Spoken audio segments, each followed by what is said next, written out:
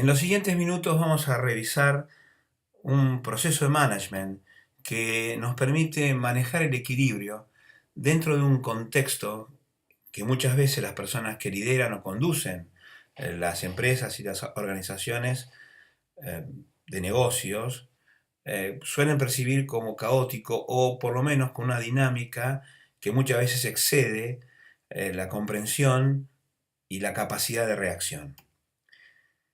Por lo tanto, vamos a comenzar nuestra reflexión conjunta por donde comienza todo el proceso de management, que es el proceso de información.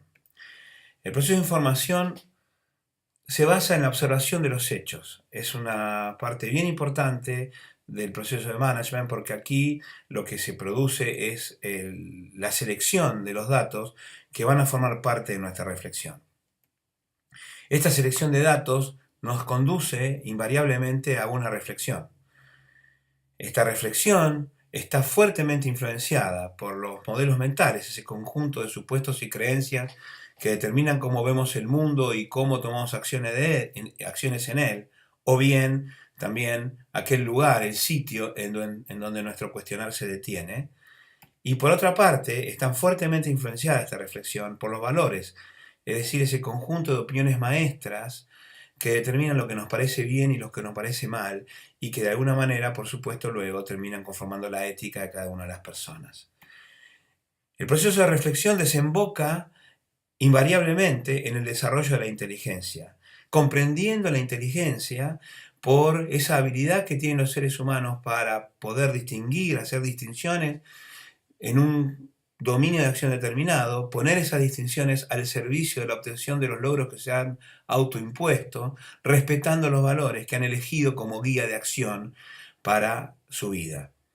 El desarrollo de la inteligencia obviamente está fuertemente impactado por lo que nosotros llamamos la razón, ese proceso lógico de encadenamiento de pensamientos y de conclusiones, y también por la ética, que es la manera en que nosotros articulamos los valores de los que hablábamos hace unos minutos.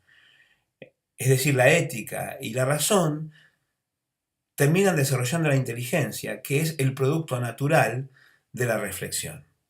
Este desarrollo de la inteligencia nos lleva a el pensamiento. El pensamiento es el resultado de la observación de los hechos pasadas por el tamiz de los modelos mentales y los valores que terminan conformando la reflexión, sumado al desarrollo de la inteligencia que viene dado por el lado de la razón y la ética, y eso que nosotros obtenemos es lo que llamamos pensamiento. El pensamiento invariablemente es un conjunto de opiniones sobre la situación que estamos analizando. Y aquí vale la pena detenerse un segundo, mientras que la información, lo que nosotros podríamos llamar conocimiento, es la observación de los hechos, obviamente seleccionados por nuestros modelos mentales y por nuestros valores. El pensamiento ya es algo mucho más personal, porque está compuesto por las opiniones que nos merecen la situación articulada a partir de la observación de los hechos. Este pensamiento invariablemente desemboca en emociones. Los seres humanos estamos permanentemente expuestos a la sensibilidad, es decir, a experimentar emociones.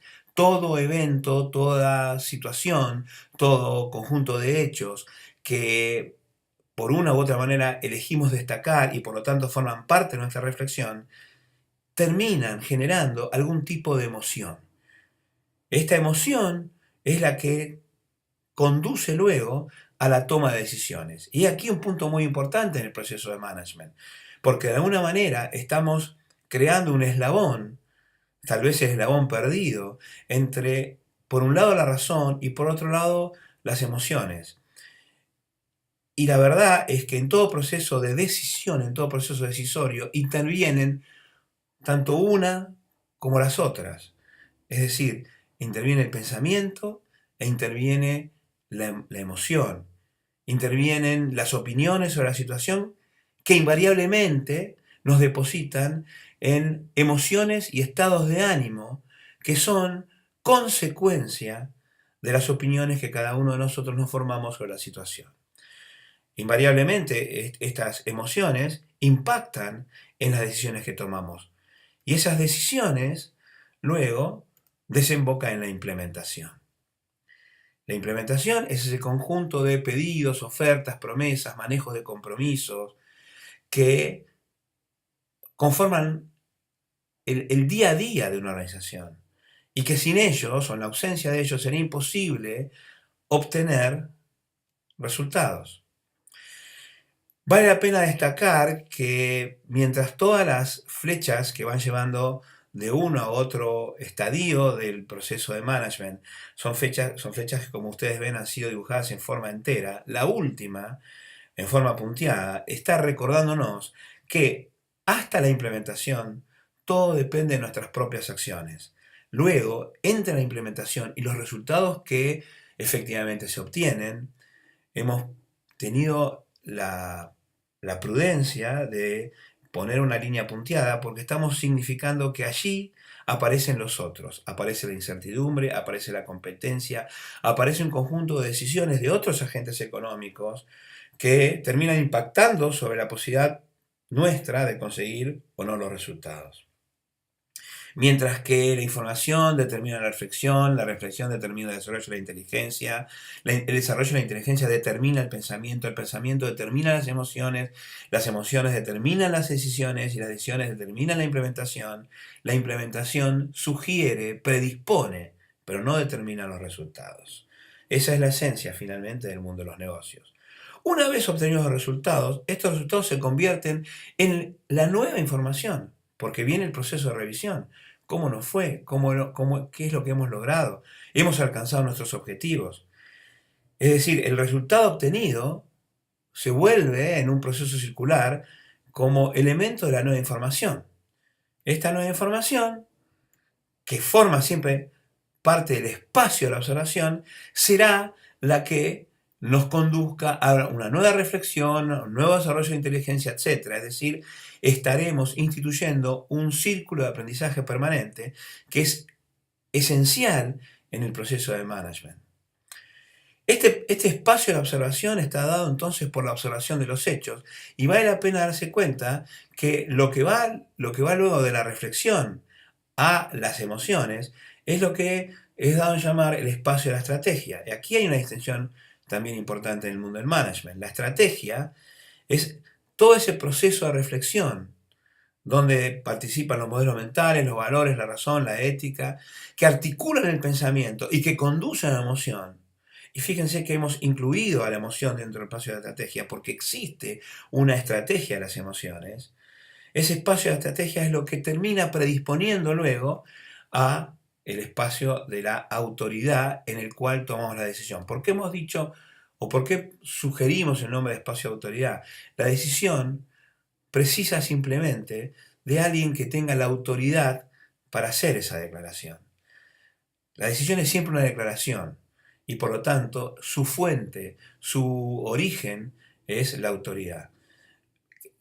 En todas las organizaciones hay distintas fuentes de autoridad que deben ser ejercidas por los distintos líderes de la organización, que son los que van a terminar tomando las decisiones. Ahora, estas decisiones abrevan, están inspiradas en el espacio de la observación y el espacio de la estrategia. Finalizado el espacio de la estrategia, es necesario tomar una decisión y esa decisión se basa exclusivamente en quienes tienen la autoridad de tomar las decisiones. La implementación es el espacio de la táctica. Y con esto nosotros hemos, de alguna manera, cumplimentado todo el proceso de management, porque tenemos, por un lado, empezamos con una observación, esa observación nos conduce a la estrategia nos conduce a las decisiones que son tomadas sobre la base de lo que hemos conversado, es decir, sobre la base de lo que hemos reflexionado en el espacio de estrategia, pero además sobre la base de quiénes son las personas que tienen la autoridad para decidir. Ahora, una vez que se decide, se produce el proceso de delegación, que delega no responsabilidad, pero sí delega tareas. Y por eso la implementación está compuesta por el manejo de compromisos y es lo que llamamos el espacio de la táctica. La táctica que debe estar siempre alineada con la estrategia que se ha elucubrado y se ha generado en su debido momento. Para poder llevar a cabo este proceso existen tres habilidades fundamentales del management.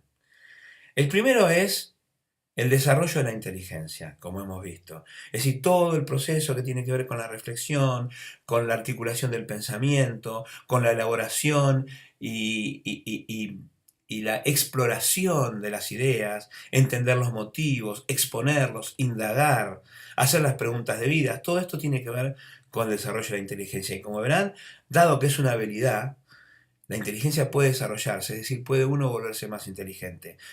En los procesos de management, el proceso de liderazgo, la responsabilidad es tan grande que el desarrollo de la inteligencia debe ser permanente, constante, debe ser una preocupación continua de los líderes de una organización.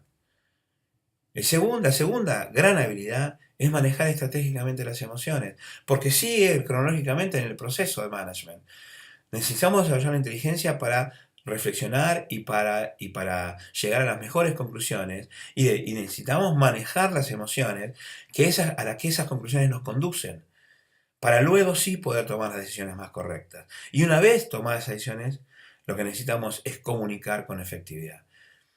Todo el proceso de management necesita del desarrollo de estas tres habilidades. Y buena parte de los procesos de consultoría, de lo que se llama coaching ejecutivo, de lo que es el asesoramiento, tiene que ver con el ayudar a que las personas responsables de conducir las organizaciones puedan alcanzar maestría en cada una de estas tres habilidades. De manera tal que podemos volver ahora a nuestro proceso de management y empezar a poner nombres a los distintos, o por lo menos objetivos a las distintas etapas. Uno de los objetivos es conseguir abundancia, y la abundancia tiene que ver directamente con los resultados, es decir, las organizaciones empresariales necesitan generar resultados económicos extraordinarios sostenibles en el tiempo. A esto nos referimos cuando hablamos de abundancia. Para lograrla necesitamos la eficiencia en la implementación. Es imposible conseguir la abundancia si los recursos productivos no son debidamente manejados, si los compromisos en las organizaciones no se cumplen, si los pedidos, las ofertas, las promesas no son generados y no son manejados y no son gestionados con eficiencia. También existe un espacio que tiene que ver con las emociones, y la emoción preponderante dentro de un equipo de trabajo debe ser la emoción de la confianza. Buena parte de la tarea del líder es generar esos espacios de confianza en los cuales las decisiones puedan ser tomadas adecuadamente, que predispongan a la eficiencia y que por lo tanto predispongan a la abundancia. Sin confianza, el costo del control se eleva exponencialmente, se repiten las tareas, lo cual termina impactando negativamente sobre la eficiencia, y difícilmente se pueda conseguir la abundancia que estamos buscando. Finalmente, para conseguir que las decisiones sean llevadas a cabo, para que la autoridad se mantenga incólume en cada uno de los estadios del proceso de management, es necesario trabajar sobre el compromiso personal de las personas. Así que aquí tenemos 4 instancias fundamentales en este proceso de management: la preocupación por la generación de abundancia, la necesidad de generar eficiencia, la invariable demanda de generar espacios de confianza, y finalmente el manejo de los compromisos, conseguir el compromiso personal de cada una de las personas que forman parte de nuestra organización. De esa manera nos quedan constituidos 4 espacios de performance y medición de logros, que es la tarea de las responsables de las organizaciones en cada uno de sus estamentos de controlar que efectivamente se consigan. El primero tiene que ver con el mundo material, son los resultados que se miden en pesos, litros, kilos, pero tienen una medida cardinal. Son susceptibles de ser medidos en una forma precisa.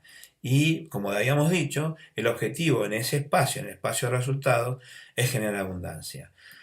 Influenciando la capacidad de generar resultados, aparece la performance técnica individual, es decir, las acciones. Se miden acciones, son las acciones que cada uno de los individuos, componentes de la organización, son capaces de generar. Esa tarea necesita entonces, como hemos dicho, de ser eficiente. Por lo tanto, en el espacio de la tarea dentro de los 4 espacios de performance y medición del logro, en el espacio de la tarea, lo que buscamos es la eficiencia. Hemos dicho que la tarea, bien hecha, predispone, sugiere a conseguir los resultados que buscamos. No lo determina por aquello de que existen los otros, existe el medio ambiente, existen un conjunto de eventos que no podemos controlar y por eso aparece esta línea punteada entre la tarea, es decir, entre la performance técnica individual de cada una de las personas, que por supuesto tiene que ver con el cumplimiento de los compromisos que han sido determinados en la etapa decisoria, y los resultados. Los resultados están fuertemente influenciados por la eficiencia con la que hagamos la tarea, pero no están determinados por ella. La abundancia, conseguir los pesos en los cuales se mide la abundancia, siempre tiene un componente incierto. Puede ser azaroso, puede ser incierto, no está determinado por nuestra tarea, está influenciado. Esta tarea, a su vez, está determinada por o precedida por un conjunto de procesos dentro de la organización. Ya no es la tarea individual, sino todo el contexto en que esa tarea es generada, dado los distintos procesos, es decir, los que tienen que ver con la coordinación de acciones.